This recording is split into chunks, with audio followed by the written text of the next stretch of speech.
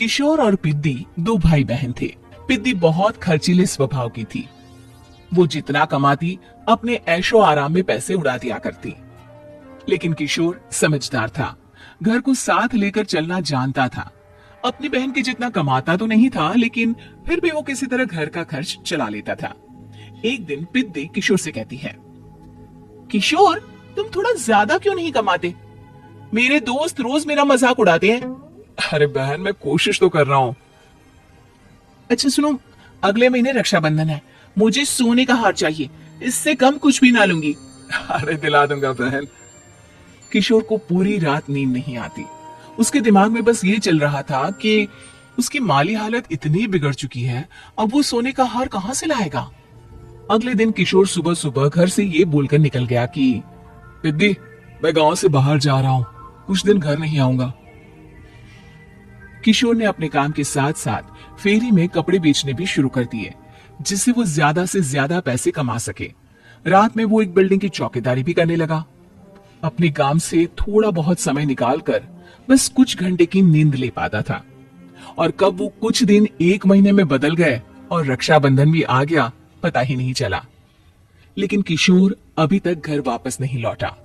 जहां वो काम करता था, पिद्दी के नाम का गुल्लक रखा हुआ था। किशोर ने उस गुल्लक को फोड़ा और सारे पैसे इकट्ठा करके एक सोने का हार खरीद लिया। घर में पिद्दी किशोर का इंतजार कर रही थी। तभी किशोर आता है। कहाँ चले गए थे? 4 दिन का कहा था और 1 महीने से पता नहीं कहाँ गायब हो गए थे। मैंने बस एक हार मांगा था और तुमने तो घर ही छोड़ दिया। अरे मुझे थोड़ा काम मिल गया था। कुछ नहीं, सब समझती हूँ, बहाने थे तुम्हारे।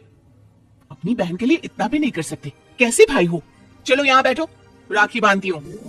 पिद्दी ने किशोर को राखी बांधी। वैसे ही किशोर ने अपनी बहन के हाथ में सोने का हार रख दिया। उसकी खुशी का कोई ठिकाना नहीं था। वो मिठाई खिलाए बिना ही नेकलेस लेकर चली गई और शीशे के सामने अपने गले में हार रखकर देखने लगी। किशोर ने लड्डू उठाया और खुद ही खा लिया। ऐसे कई साल गुजर गए। एक दिन पिद्दी की नौकरी छूट गई। अब वो पूरी तरह किशोर पर डिपेंड हो गई थी। आए दिन किशोर को अपने महंगे महंगे शौक गिनाकर उससे पैसे मांगा करती थी। किशोर कुछ पैसे देना, मुझे पार्लर जाना है। किशोर बिना कुछ बोले उसे पैसे दे देता। ये क्या, 500? अरे इतने में तो मुझे पार्लर में एंट्री मिलेगी बस। अच्छा, देता हूँ ना ज्यादा। कैसे भाई हो, अपनी बहन के लिए इतना भी नहीं कर सकते। किशोर ने जेब से 2000 का नोट निकाला और उसे दे दिया। किशोर गरीबी में रह लेता था, लेकिन अपनी बहन को कभी कोई कमी नहीं होने देता था। बेटा, पिद्दी तुम्हारी बहन है, उसे कभी किसी चीज की कमी मत होने देना और उसका ध्यान रखना, क्योंकि भाई का फर्ज होता है अपनी बहन का ध्यान रखना। किशोर ने माँ की कही ये बात हमेशा के लिए याद कर ली थी। शायद माँ की इसी बात की वजह से किशोर पिद्दी की हर जिद पूरी करता चला आ रहा था। किशोर, आज मैं अपने दोस्तों के साथ पार्टी करने जा रही हूँ, मुझे कुछ पैसे दो ना। किशोर पिद्दी को समझाता है, लेकिन पिद्दी नाराज होकर चली गई और अपने कमरे में सुबक सुबक कर रोने लगी। किशोर अपनी जेब से कुछ पैसे निकालता है और पिद्दी को दे देता है। किशोर खुद कभी अच्छे कपड़े नहीं पहनता, लेकिन पिद्दी को राजकुमारी की तरह रखता।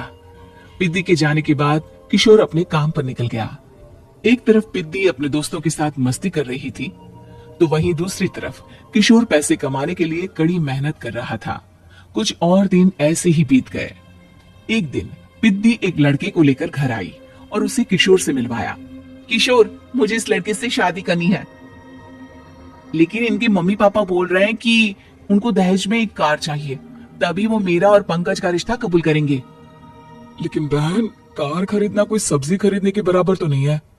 अरे कैसे भाई हो तुम, अपनी बहन के लिए इतना नहीं कर सकते? देखो, मैं ज्यादा इंतजार नहीं कर सकती, तुम्हें 1 साल में मेरे लिए कार खरीदनी ही होगी। अच्छा पंकज, एक काम करो, कल तुम अपने माता पिता को घर बुला लो, मैं उनसे तुम्हारे और पिद्दी के रिश्ते की बात कर लेता हूँ। अगले दिन किशोर के छोटे से घर में पंकज और उसके माता पिता आते हैं। बेटा, तुम्हारी बहन ने हमारी शर्त तो बता ही दी होगी। जी बेटा, तुम तो इतने छोटे घर में रहते हो, दहेज कहाँ से लाओगे? मैं अपनी बहन की खुशी के लिए सब कुछ कर सकता हूँ। पंकज और पिद्दी का रिश्ता तय हो जाता है। किशोर अब अपनी क्षमता से 4 गुना ज्यादा काम करने लगता है। सुबह सबके घरों में न्यूज़पेपर फेंकता, दिन में मजदूरी करता और रात में चौकीदारी करता।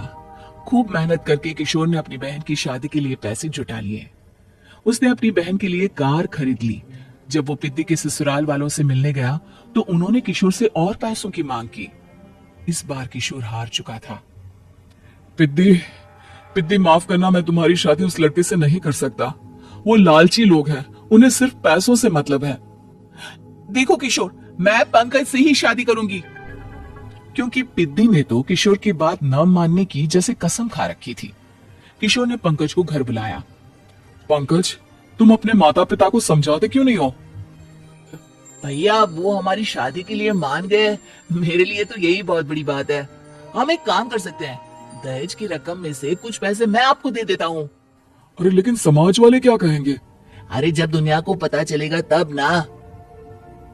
अच्छा, कुछ पैसे मैं अपने मालिक से कर्ज में ले लेता हूँ। कुछ पैसे पंकज देता है, कुछ वो कर्जा लेता है और अपनी उम्र भर की कमाई वो अपनी बहन की शादी में लगा देता है। आखिर में पंकज और पिद्दी की शादी हो जाती है। पिद्दी की विदाई के बाद किशोर बिल्कुल अकेला पड़ जाता है। अब उसका कमाने में भी मन नहीं लगता। उधारी वाले रोज घर में आकर बैठ जाते हैं। अरे किशोर, अब तो पिद्दी की शादी को 5 साल हो गए, अब तो हमारा पैसा लौटा दो। चाचा, पिद्दी के जाने के बाद किसी भी काम में मन नहीं लगता। अरे तो हमारा पैसा कैसे वापस मिलेगा? जी, कुछ करता हूं मैं। किशोर के ऊपर बहुत सा कर्जा चढ़ गया था, इसलिए उसने तय किया कि वो ये घर बेचकर सबके पैसे लौटा देगा। अगले सुबह शहर के किसी साहूकार को उसने अपना घर बेच दिया और सबके पैसे लौटा के वो गांव छोड़कर चला गया। पिद्दी ने शादी के बाद कभी अपने भाई का हाल तक नहीं पूछा। किशोर को फर्क नहीं पड़ता था, बस ससुराल में उसकी बहन खुश है ये जानकर उसे खुद की खुशी मिलती थी और ये सोचकर कि उसने माँ से किया हुआ वादा पूरा कर दिया।